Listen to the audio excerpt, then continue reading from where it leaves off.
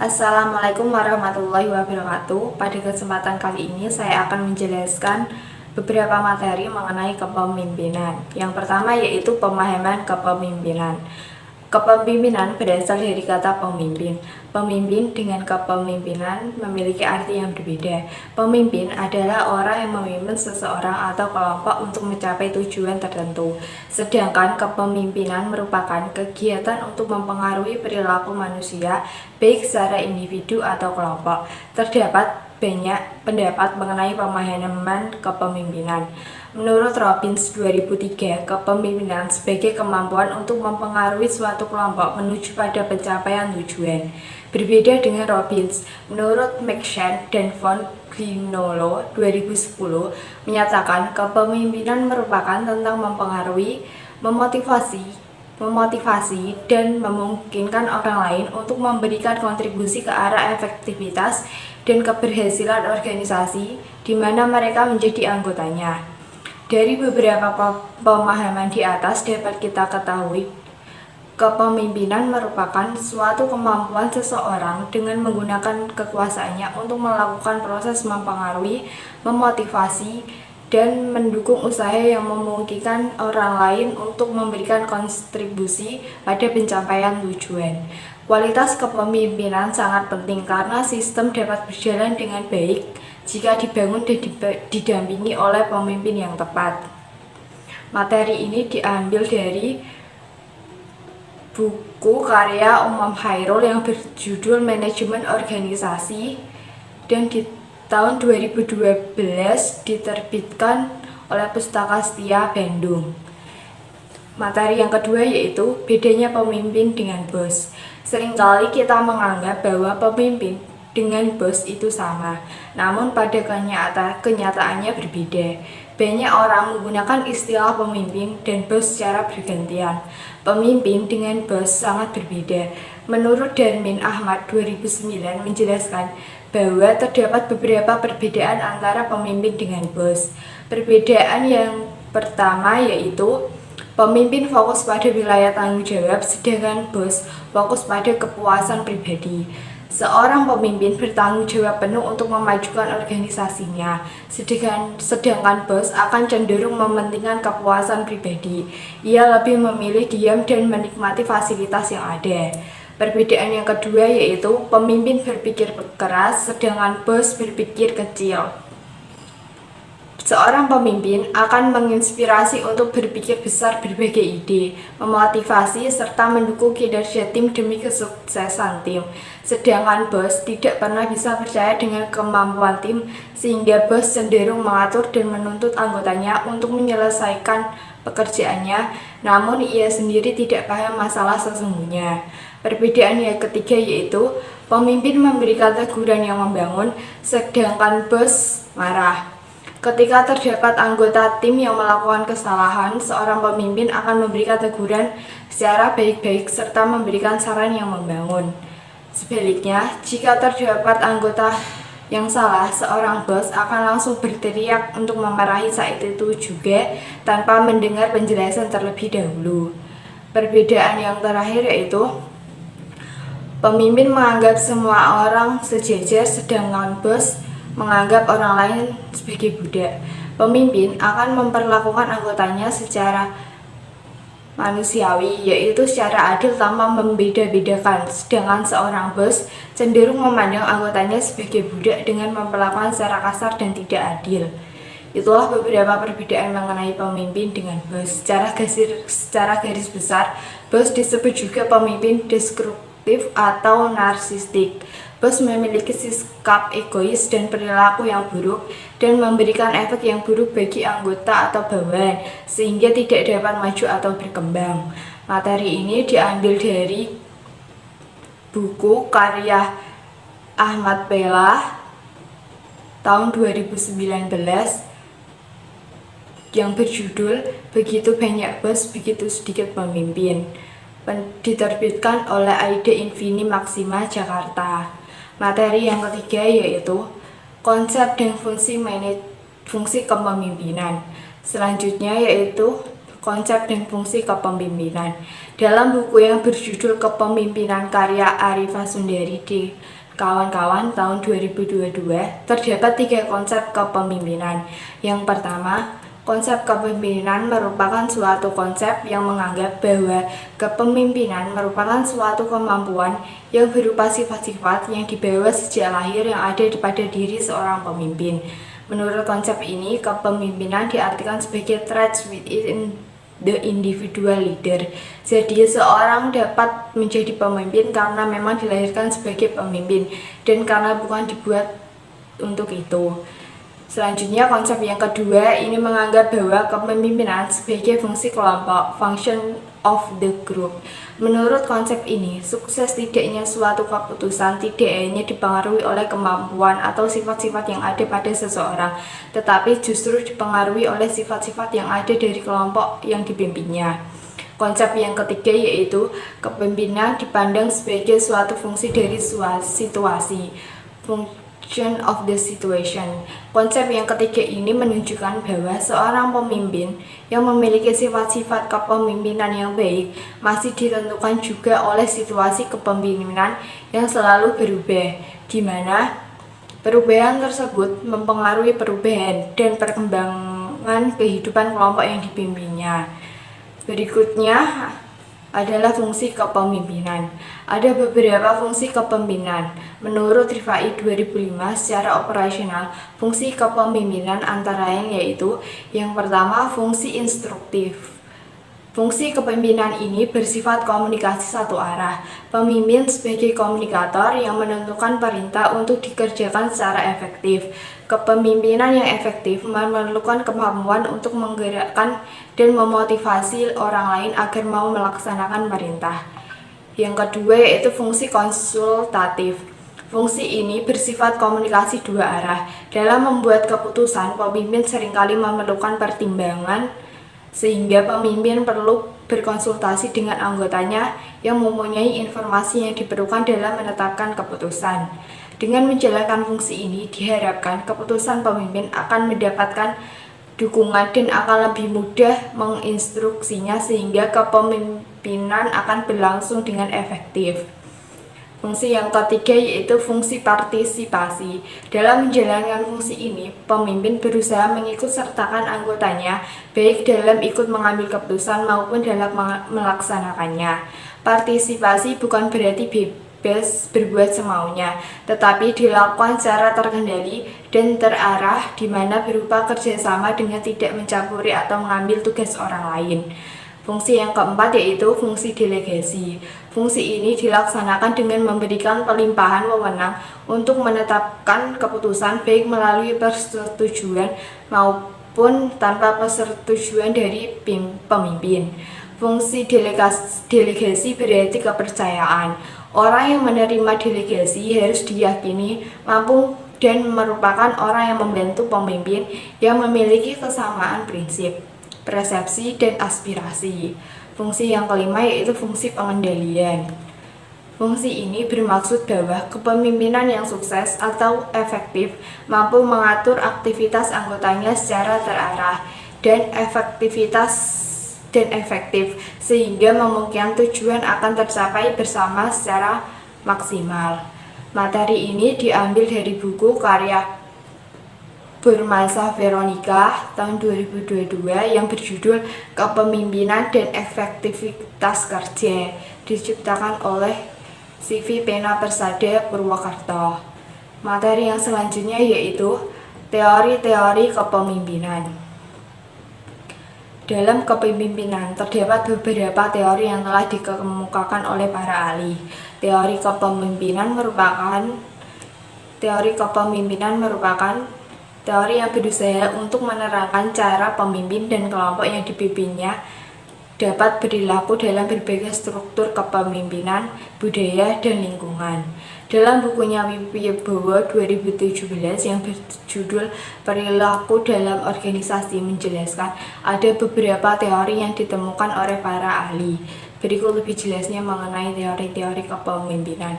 Yang pertama yaitu ada teori sifat atau traits theory. Menurut Sondang Pesyagian tahun 1977, teori ini disebut dengan teori genetik. Teori ini menjelaskan bahwa eksistensi seorang pemimpin dapat dilihat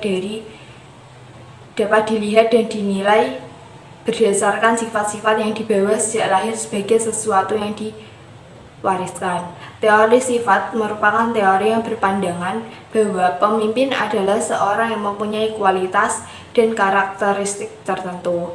Menurut Gibson dan kawan-kawan tahun 2012, teori sifat merupakan teori yang berusaha mengidentifikasi karakteristik spesifik, yaitu fisik, mental, kepribadian, dengan keberhasilan kepemimpinan.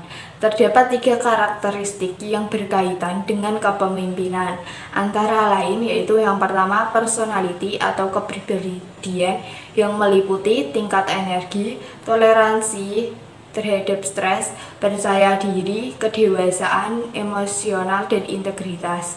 Yang kedua, motivation atau motivasi meliputi orientasi kekuasaan, tersosialisasi, kebutuhan kuat untuk berprestasi, memulai diri, dan membujuk. Dan yang ketiga yaitu ability, kemampuan, meliputi keterampilan interpersonal, keterampilan kognitif, dan keterampilan teknis. Teori sifat memiliki 2 jenis teori, yaitu Great Person Theory dan Implicit Leadership Theory. Teori sifat mempunyai 4 kelemahan, antara lain yaitu yang pertama, tidak ada sifat universal yang memprediksi kepemimpinan dalam semua situasi. Yang kedua, sifat memprediksi perilaku lebih baik dalam situasi lemah daripada situasi kuat. Yang ketiga, kenyataan adalah tidak jelas dalam memisahkan sebab dari pengaruh.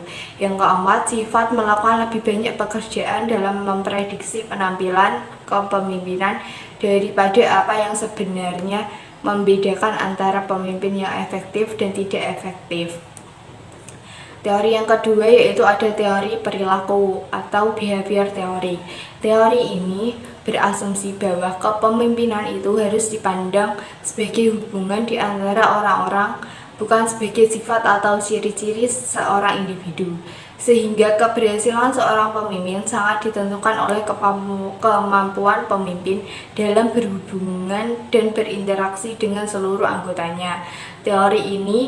Teori perilaku ini lebih menekankan pada model atau gaya kepemimpinan yang dijalankan oleh seorang pemimpin. James McCarthy 1979 menyebutkan bahwa gaya yang dimiliki dalam teori perilaku ada 5 gaya, antara lain yaitu yang pertama, gaya kepemimpinan autokratis. Yang kedua, gaya kepemimpinan birokratis. Yang ketiga, gaya kepemimpinan diplomatis. Yang keempat, gaya kepemimpinan partisipatif. Yang kelima, gaya kepemimpinan free rein leader. Teori yang ketiga yaitu ada teori kontingensi atau contingency teori. Teori kontingensi disebut juga dengan teori situasi. Teori menganjurkan bahwa efektivitas gaya perilaku pemimpin tergantung pada situasi. Apabila situasi berubah, maka diperlukan gaya kepemimpinan yang berbeda. Dalam teori kontingensi terdapat beberapa model, yaitu yang pertama, Fiedler model atau contingency leadership model. Fiedler berkeyakinan bahwa pemimpin mempunyai satu gaya kepemimpinan dominan atau alamiah. Gaya kepemimpinan yang dinyatakan sebagai text motivated atau relationship motivated. Dalam mode ini, gaya kepemimpinan dipengaruhi oleh lingkungan atau situasi. Menurut Robbins 2003, apabila terdapat ketidaksesuaian antara gaya kepemimpinan dengan situasi, maka terdapat beberapa solusi, di antaranya yaitu yang pertama, mengubah pemimpin agar sesuai dengan situasi, dan yang kedua yaitu mengubah situasi yang sesuai dengan pemimpin. Model yang kedua yaitu Hersey dan Blanchard situational theory. Teori ini menekankan pada hubungan antara pengikut dan tingkat kedewasaannya. Pemimpin harus dengan tepat mempertimbangkan secara intuitif mengetahui tingkat kedewasaan pengikut, dan kemudian menggunakan gaya kepemimpinan yang sesuai dengan tingkat tersebut. Gaya kepemimpinan yang dipergunakan bergantung pada tingkat kesiapan pengikut untuk mengarahkan perilakunya sendiri. Model yang ketiga yaitu Leader-Member Exchange Theory. Pada model ini didasarkan pada asumsi bahwa pemimpin mengembangkan hubungan yang unik satu persatu dengan masing-masing bawahan secara langsung. Hubungan ini disebut dengan vertical diet. Terdapat dua tipe leader-member exchange, yaitu in-group exchange dan out-group exchange.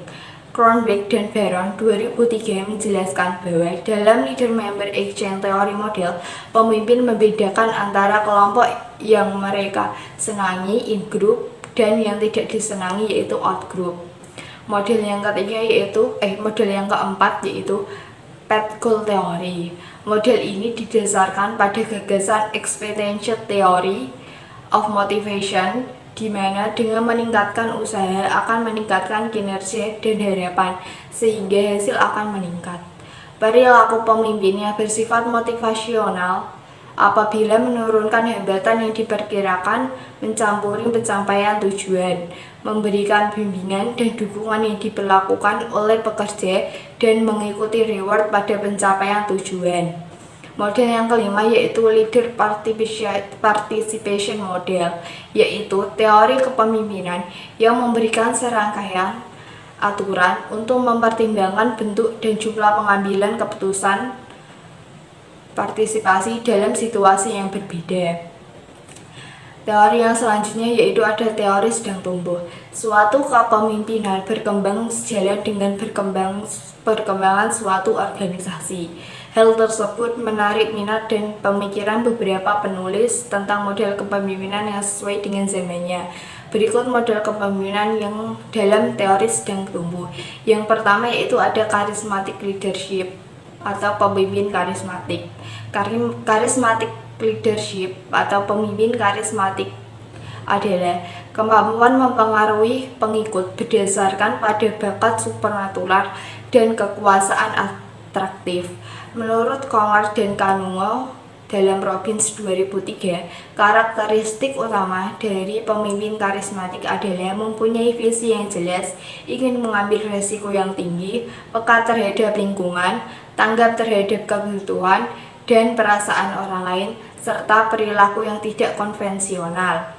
Yang kedua yaitu transaction leadership.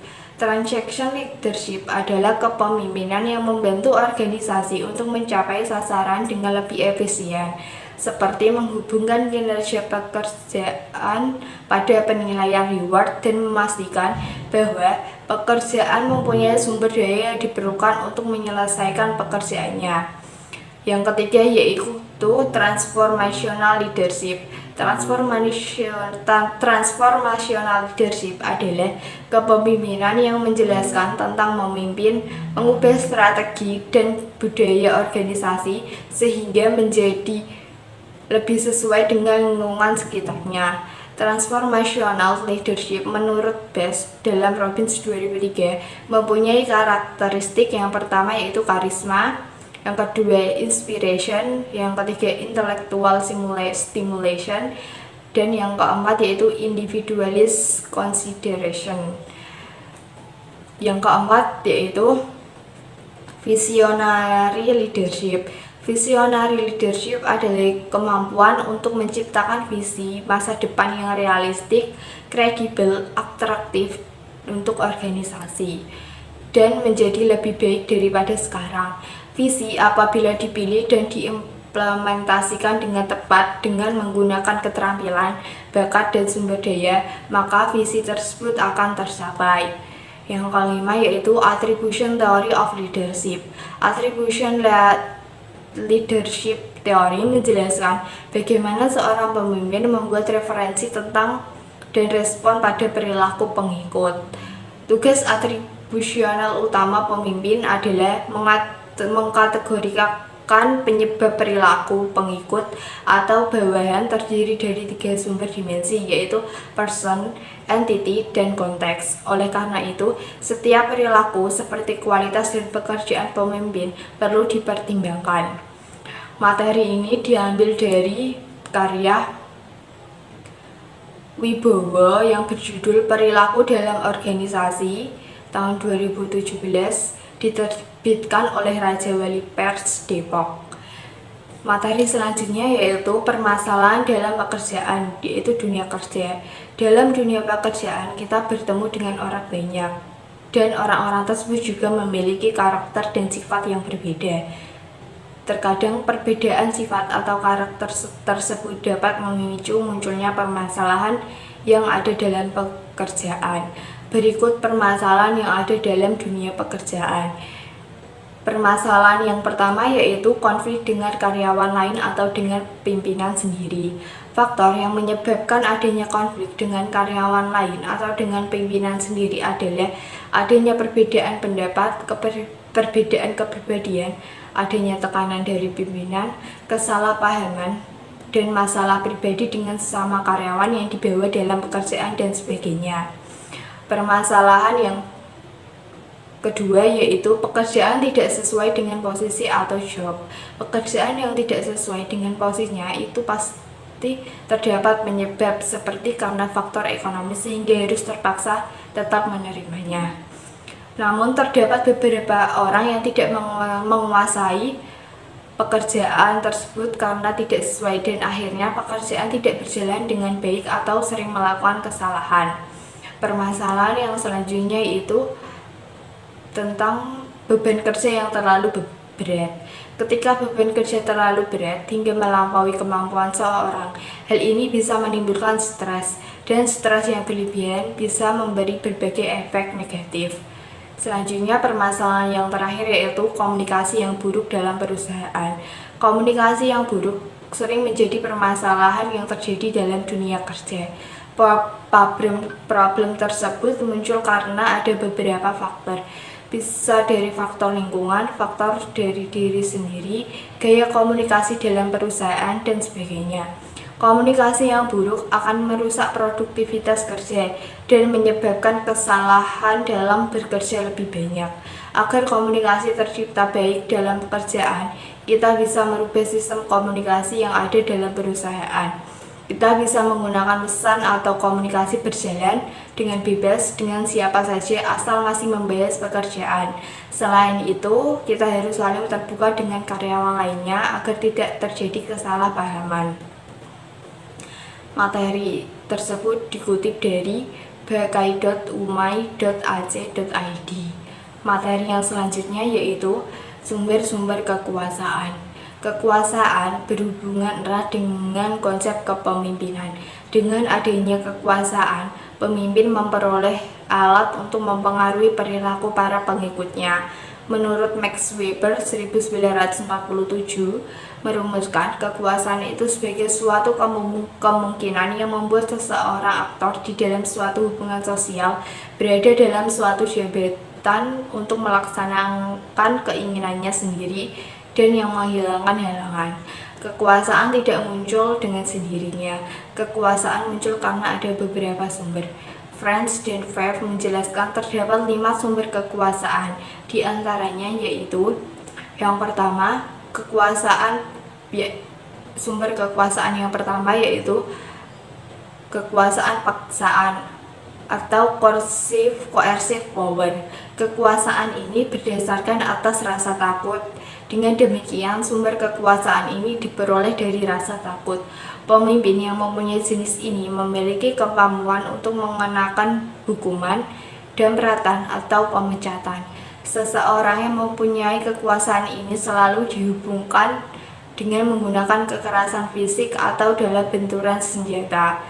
Dalam organisasi, pimpinan menggunakan kekuasaan paksaan ini dapat dilihat dari tingkah laku yang suka menghukum, menunda pembayaran gaji, memecat pegawai, dan sebagainya. Sumber kekuasaan yang kedua yaitu kekuasaan legitimasi atau legitimate power. Kekuasaan ini bersumber pada jabatan yang dipegang oleh pemimpin. Semakin tinggi posisi seorang pemimpin, maka semakin besar kekuasaan legitimasinya.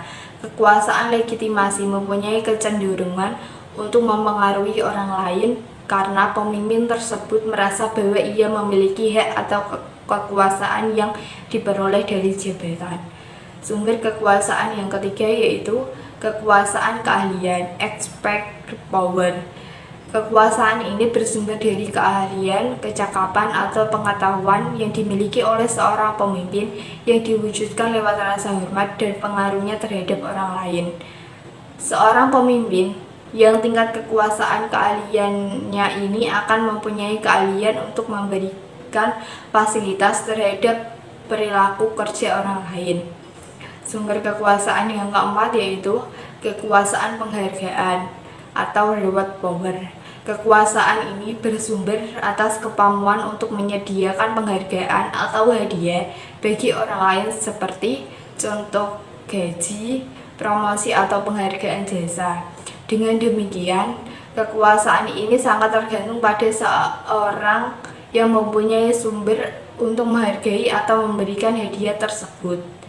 Seorang pemimpin yang mempunyai potensi untuk melakukan penghargaan ini, maka seorang tersebut mempunyai kekuasaan atas bawahannya. Yang kelima yaitu sumber kekuasaan referensi, referent power. Kekuasaan ini bersumber pada sifat-sifat pribadi dari seorang pemimpin. Seorang pemimpin yang tinggi, kekuasaan referensinya pada umumnya akan disenangi dan dikagumi oleh orang lain karena kepribadiannya. Kekuatan pimpinan dalam kekuasaan ini sangat tergantung pada kepribadian yang mampu menarik pada bawahan atau pengikutnya. Pemimpin yang selalu tampil dengan kepribadian yang jujur, taat agama, loyal, sederhana, dan mementingkan kepentingan orang banyak daripada kepentingan sendiri, maka pimpinan tersebut mempunyai kekuasaan referensi yang tinggi. Materi ini diambil dari buku karya Zainal Abidin dan kawan-kawan tahun 2022 yang berjudul Teori dan Perilaku Organisasi Pendekatan Psikologis dan Sosiologis, diterbitkan oleh Insan Cendekia Mandiri, Sumatera Barat. Materi yang selanjutnya yaitu sifat-sifat kepemimpinan. Menurut George R. Terry dalam buku Manajemen Sumber Daya Manusia mengatakan ada beberapa sifat penting dalam kepemimpinan. Sifat-sifat tersebut adalah yang pertama, energi. Untuk tercapainya kepemimpinan yang baik, memang diperlukan energi yang baik pula, jasmani maupun rohani. Seorang pemimpin harus sanggup bekerja dalam jangka panjang dan dalam waktu yang tidak tertentu. Sewaktu-waktu dibutuhkan tenaganya, ia harus sanggup melaksanakannya, mengingat kedudukannya dan fungsinya. Karena itu, kesehatan fisik dan mental benar-benar diperlukan bagi seorang pemimpin. Sifat kepemimpinan yang kedua yaitu memiliki stabilitas emosi. Seorang pemimpin yang efektif harus melepaskan dari prasangka kecurigaan terhadap bawahan-bawahannya. Sebaliknya, ia harus tegas, konsekuen, dan konsisten dalam tindakan-tindakannya, percaya diri sendiri, dan memiliki jiwa sosial terhadap bawahannya. Sifat kepemimpinan yang selanjutnya yaitu motivasi pribadi. Keinginannya untuk memimpin harus datang dari dorongan batin pribadinya sendiri dan bukan paksaan dari luar dirinya. Kekuatan dari keluar hanya bersifat stimulus saja terhadap keinginan untuk menjadi pemimpin. Hal tersebut tercermin dalam keteguhan pendiriannya, kemauan yang keras dalam bekerja, dan penerapan sifat-sifat pribadi yang baik dalam pekerjaannya. Sifat kepemimpinan yang selanjutnya yaitu ada kemahiran mengadakan komunikasi. Seorang pemimpin harus memiliki kemahiran dalam menyampaikan gagasan, baik secara lisan maupun tulisan. Hal ini sangat penting bagi pemimpin untuk mendorong maju bawahan, memberikan atau menerima informasi bagi kemajuan organisasi dan kepentingan bersama. Sifat kepemimpinan yang kelima yaitu kecakapan mengajar. Sering kita dengar bahwa seorang pemimpin yang baik pada dasarnya adalah seorang guru yang baik. Mengajar adalah jalan yang terbaik untuk memajukan orang-orang atas pentingnya tugas-tugas yang dibebankan atau sebagainya. Sifat kepemimpinan selanjutnya adalah kecakapan sosial. Seorang pemimpin harus mengetahui benar tentang bawahannya. Ia harus mempunyai kemampuan untuk bekerja sama dengan bawahan sehingga mereka benar-benar memiliki kesetiaan bekerja di bawah kepemimpinannya. Sifat kepemimpinan yang terakhir yaitu kemampuan teknis. Meskipun dikatakan bahwa semakin tinggi tingkat kepemimpinan seseorang, semakin kurang diperlukan kemampuan teknis ini karena lebih mengutamakan manajerial skillnya. Namun sebenarnya kemampuan teknis ini diperlukan juga karena dengan demikian kemampuan teknis ini seseorang pemimpin akan lebih mudah dikoreksi bila terjadi suatu kesalahan pelaksanaan tugas. Materi ini diambil dari buku karya Susilo Martoyo tahun 2000 yang berjudul Manajemen Sumber Daya Manusia, diterbitkan oleh BPFE Yogyakarta. Sekian penjelasan materi dari saya. Saya Dina Nur Safitri dengan NIM 2737 kelas Kepemimpinan MA. Meminta maaf apabila ada penjelasan materi yang salah atau perbuatan yang salah. Wassalamualaikum warahmatullahi wabarakatuh.